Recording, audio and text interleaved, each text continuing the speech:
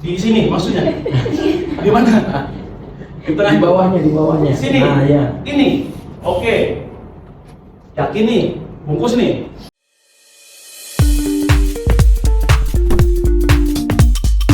Video ini dipersembahkan oleh Radar Edukasi, berbagi wawasan menambah pengetahuan. Secara gizi, secara semuanya masih aman lah ya, insya Allah ya. Oke, biasanya apa yang kita punya kesehatan, salah satunya itu bisa menunjang dalam kita memahami apa materi yang akan saya sampaikan hari ini. Di sini kita akan belajar berkaitan dengan apa itu ERD. Nah, orang-orang komputer biasanya menyebutnya di sini Entity Relationship Diagram. Di sini ada kata-kata relationship. Relationship gak hanya sekedar manusia sama manusia. Nah, biasanya di sini ada entity, ada antar entitas sama entitas itu ada hubungannya seperti apa. Nanti sebagai hasil akhirnya dari kita belajar entity, ERD ini adalah menghasilkan sebuah database, baik itu database yang baik, yang strukturnya oke, terus dari sisi datanya juga bagus juga. Sebelum masuk sini, kita mengingat lagi, flashback dulu. Kira-kira materi kemarin berkaitan dengan database ya. Database itu kira-kira ada yang ditanyakan nggak? Atau ada yang dibingungkan dulu nggak? Sebelum kita masuk ke materi tentang ERD. Kalau nggak ada saya tanya nih malahan. Ada nggak? 1, 2, 3, nggak ada ya? Nah, coba saya ingin tahu dong. Sebenarnya perbedaan antara data dan informasi itu apa sih? Yang materi sebelumnya kita pelajari, data dan informasi. Kalau Mahmud, mau berpendapat mungkin? kalau data menurut saya itu kumpulan dari informasi. Kumpulan dari informasi. Kalau informasi Itu kumpulan dari data. Telur sama ayam duluan mana? Nah, oke, nggak apa-apa Pak Mahmud. Iya. Oke, kita luruskan nanti. Nah. Sebenarnya pendapatnya udah oke. Ada lagi yang ingin berpendapat? terima kasih. Terima kasih, terima kasih. Bapak, ada lagi Ibu? Bapak mungkin? Nggak ada ya? Rekan-rekan semua? Sama ya? Sama kayak telur sama ayam. Duluan mana? Iya. Nanti. Nah, kalau kita garis lurus, data itu adalah sekumpulan informasi yang tidak bisa kita ambil kesimpulan. Sedangkan kalau kita mau mengambil kesimpulan, itu harus berdasarkan data yang bersumber dari informasi tadi. Jadi, lebih tinggian derajatnya sebenarnya lebih ke informasi karena kita bisa mengambil intisari dari sebuah data. Oke, kita lanjut dulu ke materi kita hari ini, ke ERD. Nah, di sini ada beberapa konten yang akan kita pelajari, mulai dari awali kita dengan introduction, pengenalan dari ERD itu apa. Nanti kita masuk ke notasi-notasi dari ERD itu ada apa aja. Yang ketiga ini seru nih, jenis hubungan. Nah, hubungannya seperti apa? Baik-baik saja? Apa nggak baik-baik saja? Nanti masuk di pertemuan di sesi ketiga. Dan yang terakhir nanti lebih mendalam lagi kita masuk ke contoh kasus. Dan yang kalian tunggu-tunggu biasanya adalah soal. Oke, kita masuk dulu di bagian introduction berkaitan dengan ERD. Sesimpelnya seperti ini gambarnya. Kira-kira ada yang bisa nangkep nggak? Saya hanya kasih clue seperti ini. ERD adalah gambar seperti ini. 1, 2, 3, nggak ada ya? Oke, kita teruskan dulu. Kalau secara pengertian, definisi ERD adalah sebuah tahapan di mana yang akan kita jalankan pada proses analisis sebelum kita membuat sebuah database. Di mana ERD di sini atau diagramnya di sini itu sebagai landasan kita dalam pembuatan database. Jadi sebelum kita pembuatan database, berarti kan ada beberapa komunikasi yang dilakukan, entah itu dengan end user atau user pengguna ataupun dengan user pengembangnya. Komunikasinya seperti apa? Dijembatani dengan adanya diagram yang namanya Entity Relationship Diagram.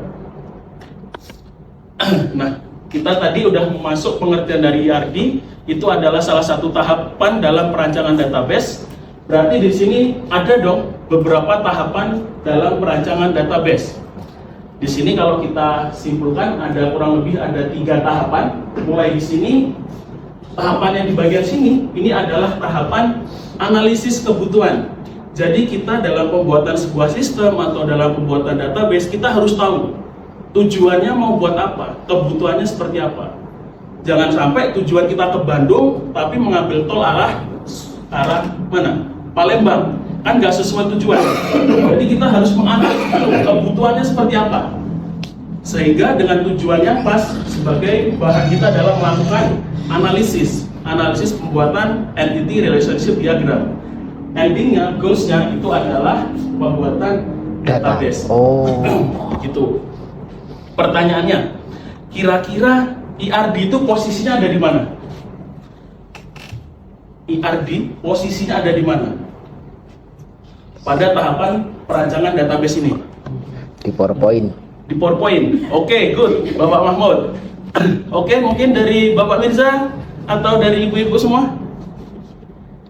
Kira-kira IRD ada di mana sih posisinya? Ada nasi goreng nih kalau bisa jawab nih. Apa? Di tengah. Di sini maksudnya? Di mana? Di tengah. Di bawahnya. Sini. Nah, ya. Ini. Oke. Yakin nih? Bungkus nih. Bungkus. Yakin ya, yang lain setuju bungkus? Setuju. Setuju. Ibunya tadi pasti mau jawab ini kan? Iya. Diplesetin sama bapaknya di sini. Gak cocok coy. Sorry. Di sini jadi untuk tahapan IRD itu ada di bagian di sini ya. Nah, sesuai dengan PPT kan? Gak bohong saya. Benar, berarti jawabannya di PPT.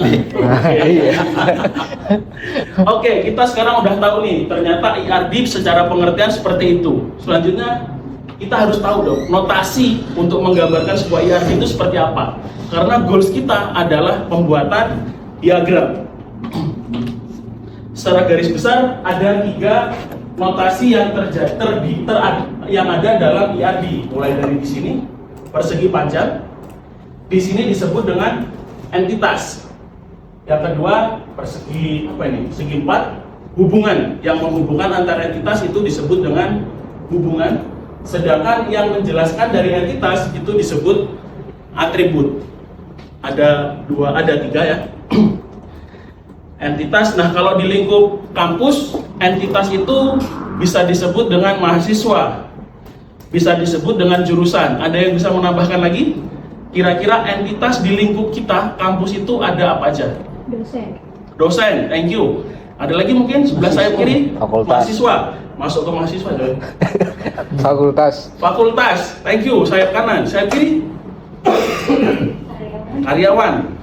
Nah, itu adalah sebuah entitas. Jangan sampai kita menyebutkan Ngurus jurnal. bahwasanya Imam Mahmud itu sebuah entitas, Mirza itu sebuah entitas. Jangan, karena itu dalam satu entitas yang sama.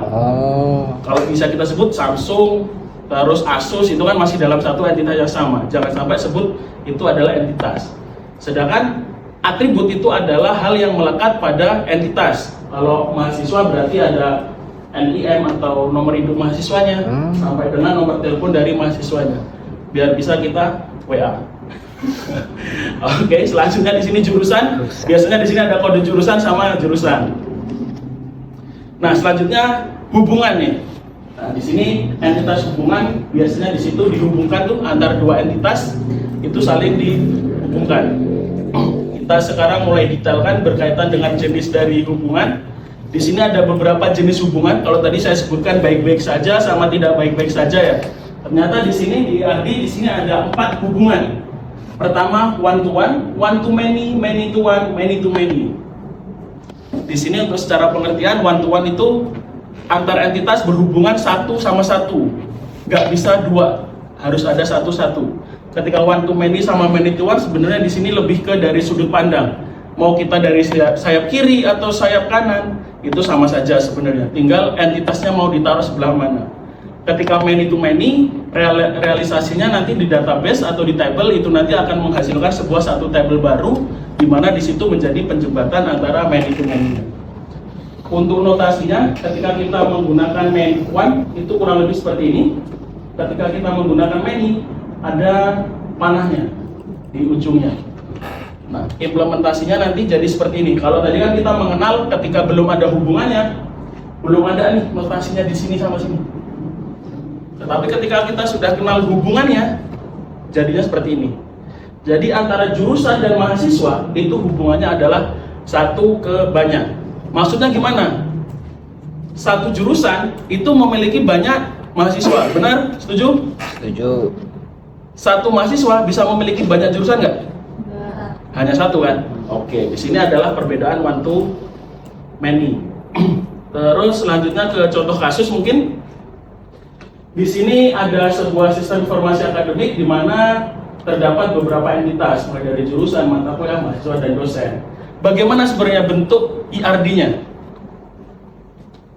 Nah, ini sebagai bahan telaah kita di minggu selanjutnya ya. Minggu selanjutnya kita akan membahas lebih detail berkaitan dengan IRD ini beserta contoh soalnya, mungkin sebagai bahan refleksi teman-teman nanti di rumah supaya kita lebih dalam di minggu depan kita bisa jalan lebih cepat lagi.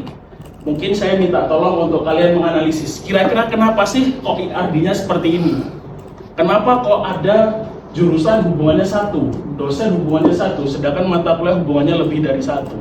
Di situ nanti akan kita analisis lebih lanjut itu di pertemuan selanjutnya. Mungkin sebelum kita akhiri kelas kita pada siang hari ini, ada pertanyaan? Paham, Pak? Paham ya? Paham. Besok ujian. Oke, kalau gitu kita cukupkan kelas kita pada siang hari ini. Terima kasih atas partisipasinya. Saya Iri, wabillahi taufiq walhidayah. Wassalamualaikum warahmatullahi wabarakatuh. Waalaikumsalam.